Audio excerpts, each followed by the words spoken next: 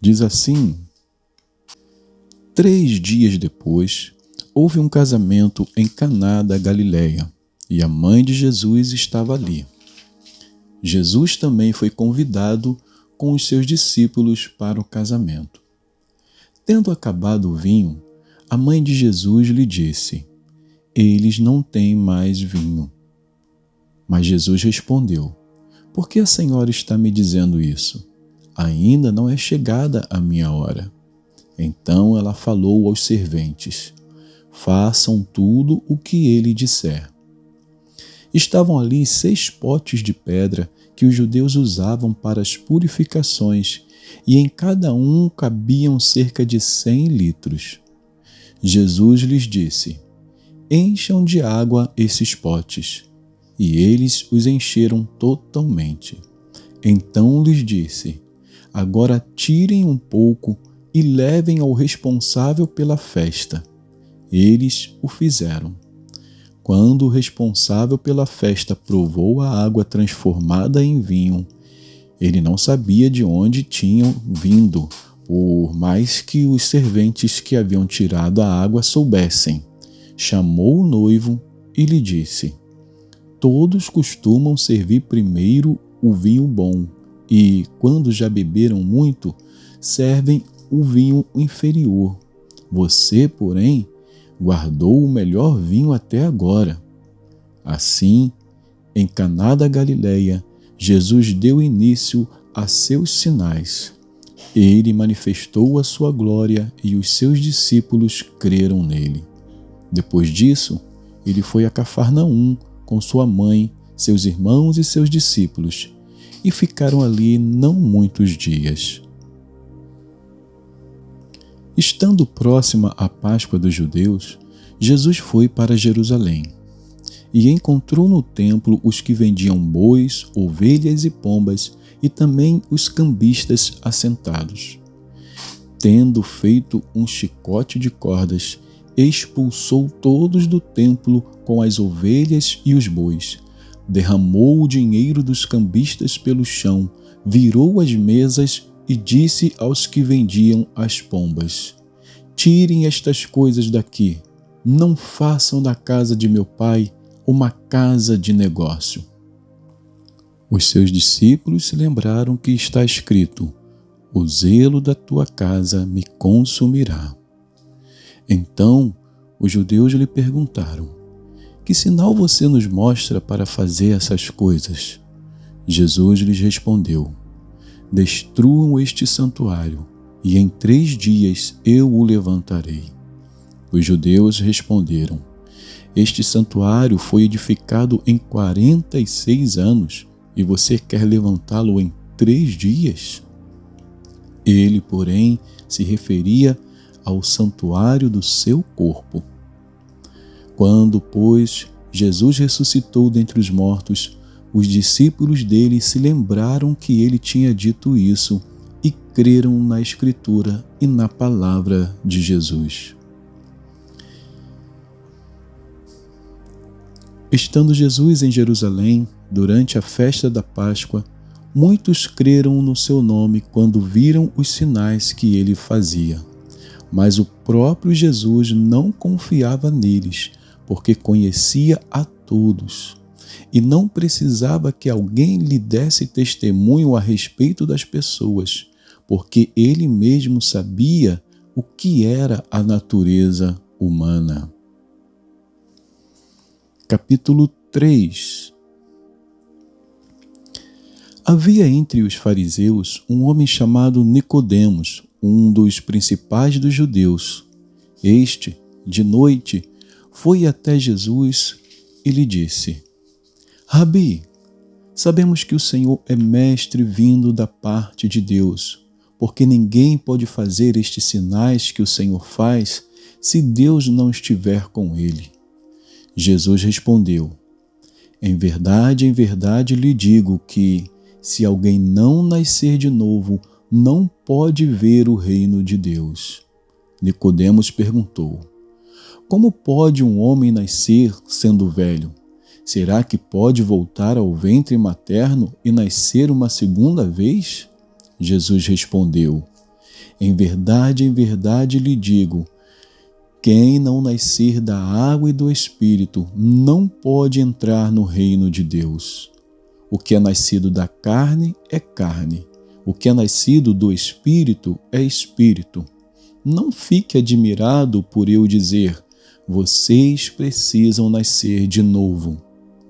O vento sopra onde quer, você ouve o barulho que ele faz, mas não sabe de onde ele vem, nem para onde vai.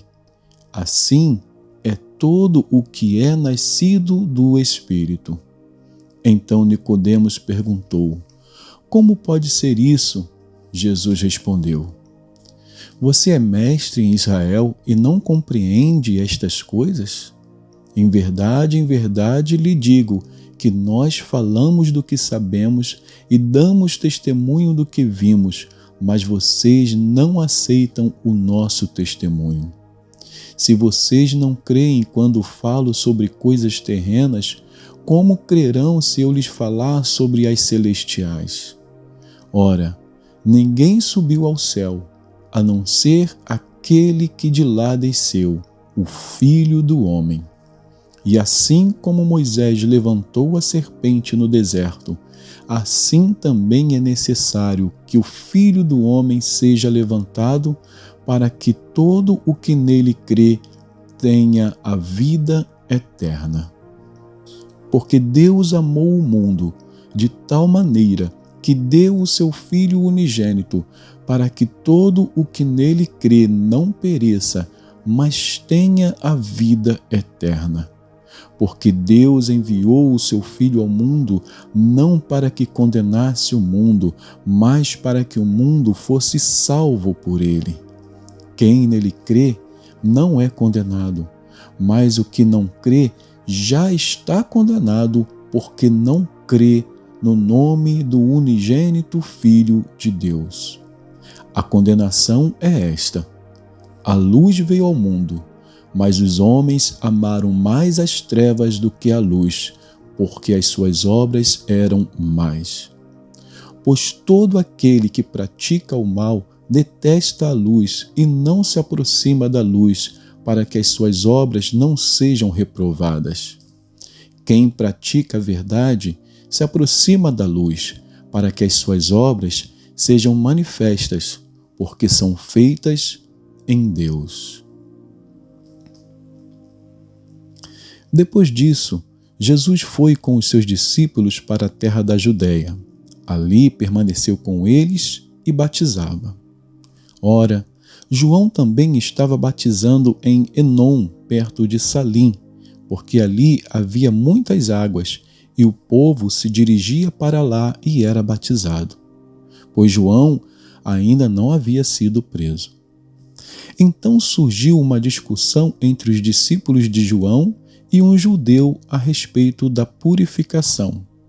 E foram até João e lhe disseram: Mestre, aquele que estava com o Senhor do outro lado do Jordão, do qual o Senhor deu testemunho, está batizando, e todos vão até ele.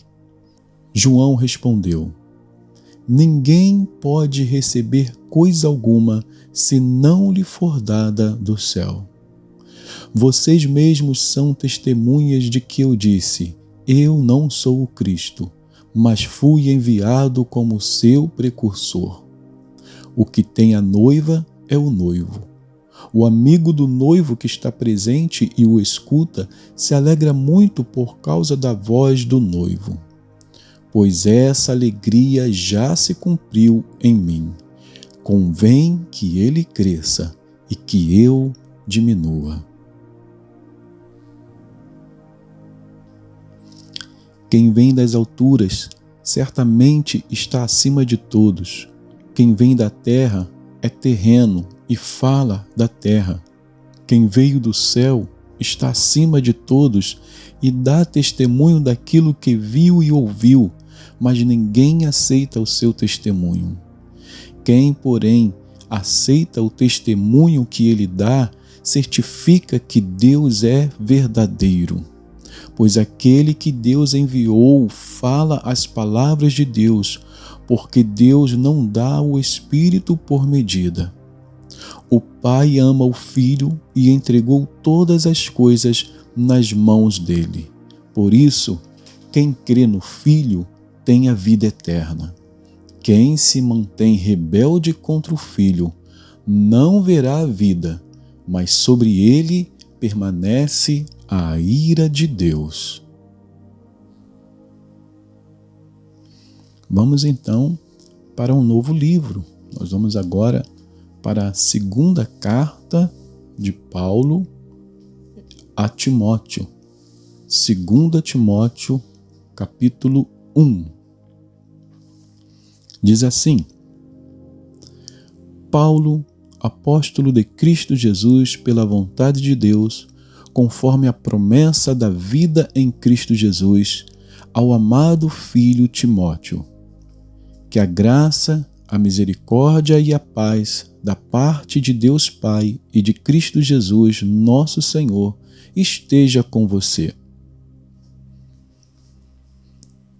Dou graças a Deus, a quem, desde os meus antepassados, sirvo com a consciência limpa, porque, sem cessar, lembro de você nas minhas orações, noite e dia.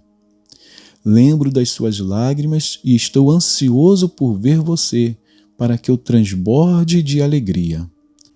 Lembro da sua fé sem fingimento, a mesma que primeiramente habitou em sua avó Lóide e em sua mãe Eunice, e estou certo que habita também em você. Por esta razão, venho lembrar-lhe que reavive o dom de Deus que está em você pela imposição das minhas mãos.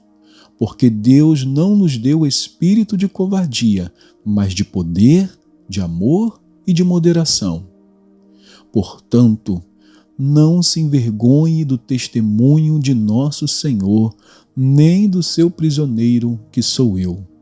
Pelo contrário, participe comigo dos sofrimentos a favor do Evangelho, segundo o poder de Deus, que nos salvou e nos chamou com santa vocação, não segundo as nossas obras, mas conforme a sua própria determinação e graça que nos foi dada em Cristo Jesus, antes dos tempos eternos, e manifestada agora pelo aparecimento de nosso Salvador, Jesus Cristo. Ele não só destruiu a morte, como trouxe à luz a vida e a imortalidade mediante o Evangelho. Para este Evangelho eu fui designado pregador, apóstolo e mestre, e por isso estou sofrendo estas coisas. Mas não me envergonho, porque sei em quem tenho crido, e estou certo de que Ele é poderoso para guardar aquilo que me foi confiado até aquele dia. Mantenha o padrão das sãs palavras que de mim você ouviu, com fé e com o amor que há em Cristo Jesus. Por meio do Espírito Santo que habita em nós, guarde o bom tesouro que lhe foi confiado. Você já deve estar ciente de que todos os da província da Ásia me abandonaram. Entre eles estão Fígelo e Hermógenes. Que o Senhor conceda misericórdia à casa de Onesíforo, porque muitas vezes me deu ânimo e nunca se envergonhou das minhas algemas.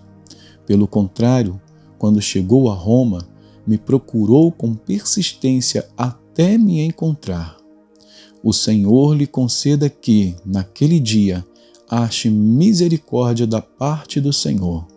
Você sabe, melhor do que eu, quantos serviços ele me prestou em Éfeso. E que Deus abençoe assim a porção da sua palavra.